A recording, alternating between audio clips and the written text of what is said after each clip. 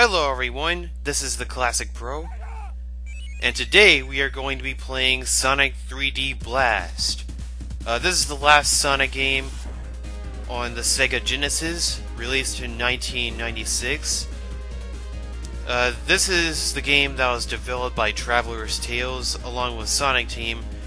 Sonic Team has some involvement with this game, but Traveler's Tales was also involved with most of the development. They were the main developers of this game. And this is actually Sonic's model of Sonic 3D Blast. It's not exactly like the original games would look like. Oh, look at this! We've got some dialogue. Flickies are mysterious birds. They live in another dimension and can travel anywhere through large rings. Especially with that strange background. Robotnik learns about the flickies. I will change the flickies into robots and have them search for the Chaos Emeralds for me. Using the infinite power of the emeralds, I can conquer the world! Sonic visits Fleeky Island to see his friends, but the only thing he finds are robots. Yeah, these are the robots, and they don't even have specific names. Too bad they don't.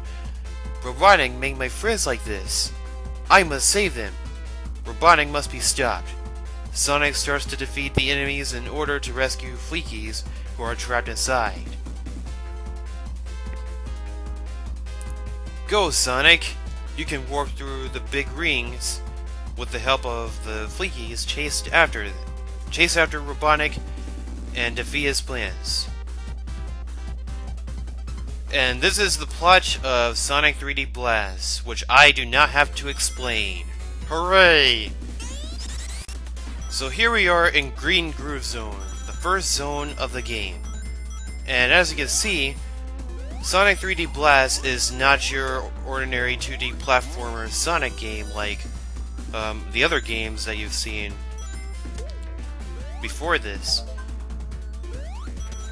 Fun fact, early in the development of Sonic 3, it was planned to be an isometric view game just like Sonic 3D Blast as what you're looking at right now.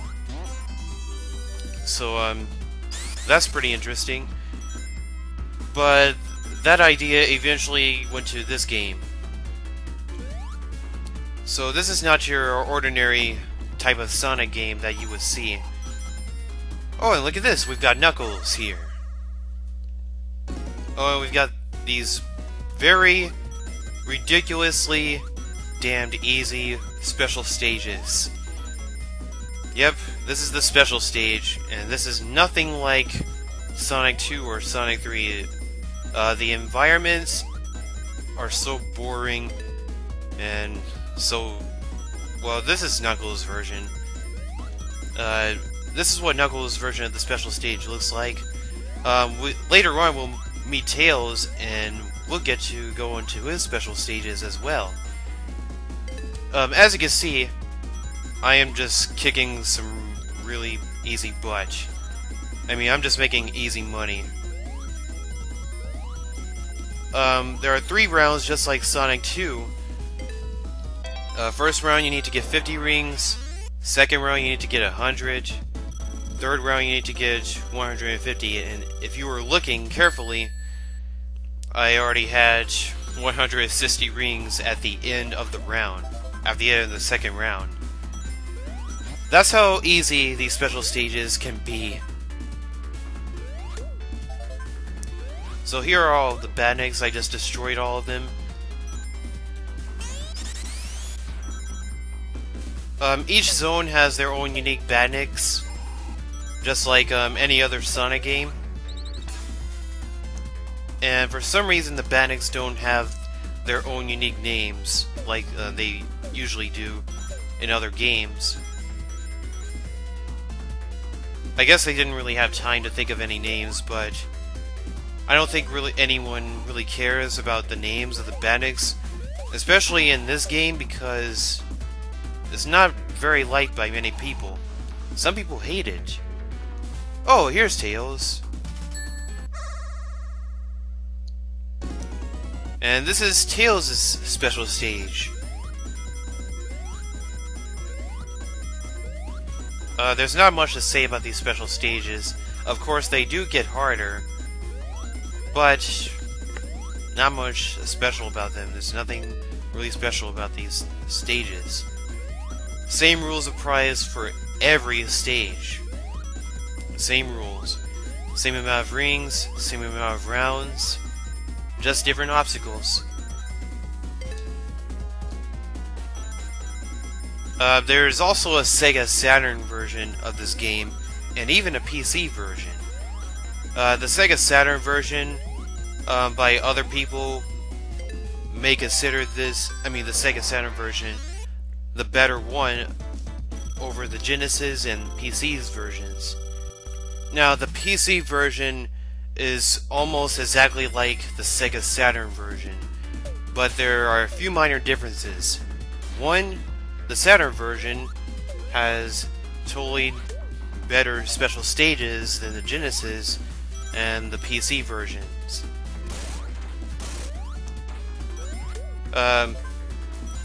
But I'm not going to be playing the Saturn version, I'm playing the Genesis version, which in my opinion is actually the better version.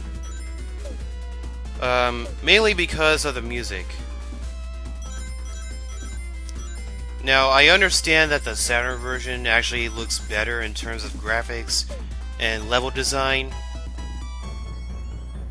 Mostly the level design. But the music in the Saturn version isn't as good as the Genesis, in my opinion. Some may disagree, but that's just my opinion. And solely for that reason, I'm playing the Genesis version. So I gather all 5 flickies in this area. Once you gather all flickies for one ring, that's one checkpoint. And then you just keep going, and then you find more flickies, and then you deliver them to the next ring. And there's 5 flickies per ring. Sonic got through Act 1. If you go through the special stages, you get either Knuckles bonus or Tails bonus, or even both bonuses. In the Genesis version, you get to collect 2 Chaos Emeralds per act. 2 Chaos Emeralds per act, if you manage to find both Tails and Knuckles. But in the Saturn version and PC version, for some reason you can't do that. You can only collect 1 Chaos Emerald per act. If you can go to 2 special stages per act, but the second time you go to the special stage, you're only going for an extra life. You're not going for another Chaos Emerald.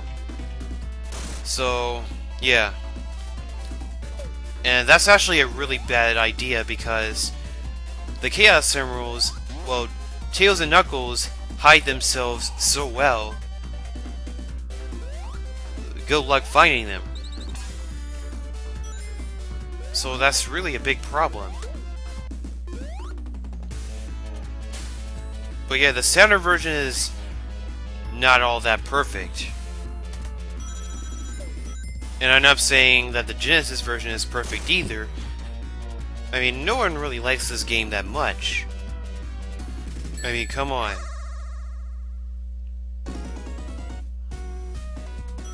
Oh, and here we got another special stage. Hooray. I'm just gonna keep on talking. So yes, the level design differs between the versions.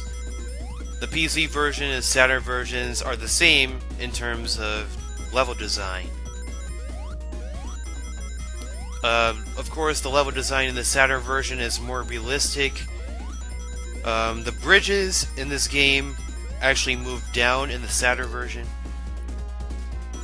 but the bridges in the Genesis version just stay straight. They do not move. Some of the walls are different. Oh, and I forgot to mention, you can't really fall into a bottomless pit in this game. Nope, this game does not have bottomless pits.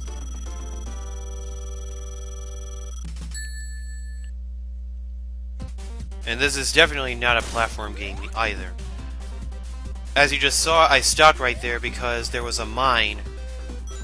One thing about this game is that, just like Sonic 2, in terms of special stages, there are 3 rounds. You have to go through all 3 rounds to get the Chaos Emerald.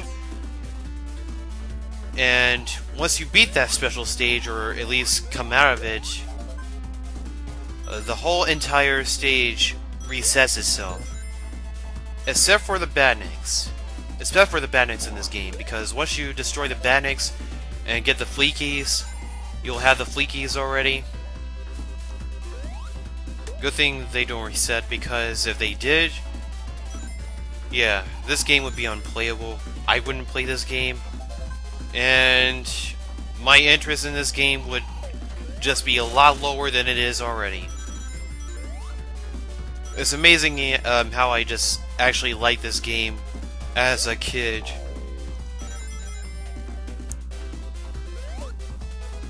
But the reason why I stopped is because in certain stages, mines are planted on the ground.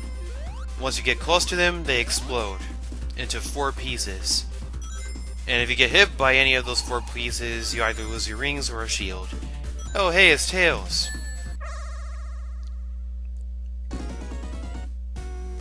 Yeah.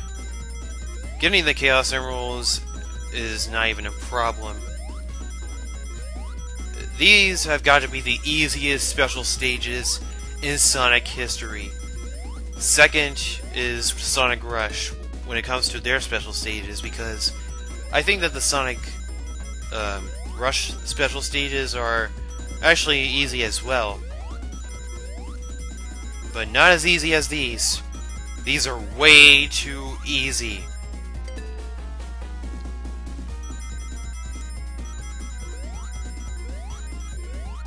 The Saturn version provides a better challenge. The special stages in the Saturn version are built like the Sonic 2 special stages in a way. You're going through a half pipe, you're dodging a bunch of spike balls. Exploding spike balls, anyways. And you're collecting rings. Oh, and Tails and Knuckles either drop you into the special stage before you get started. Oh, and I forgot to mention, actual 3D graphics. The special stages actually look different from the actual game.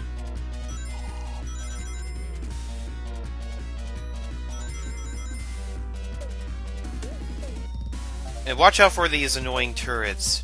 Well, they're not really annoying now, but they definitely get annoying later. Trust me.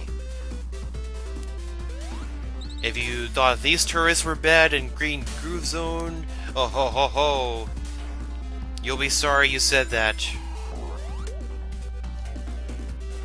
Now there are Badniks that resemble Badniks from previous games, like the Caterkillers. The Caterkiller type enemies in this game. Oh, here are the bridges that I was talking about.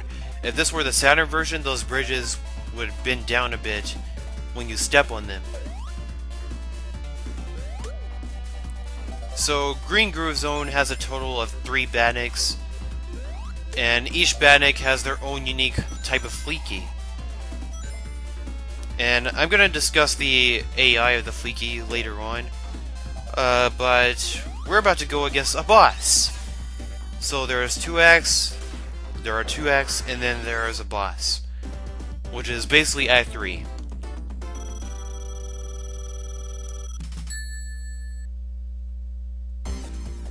So here is the boss. Where's Robotnik? Oh, there he is. Looking very stupid up there.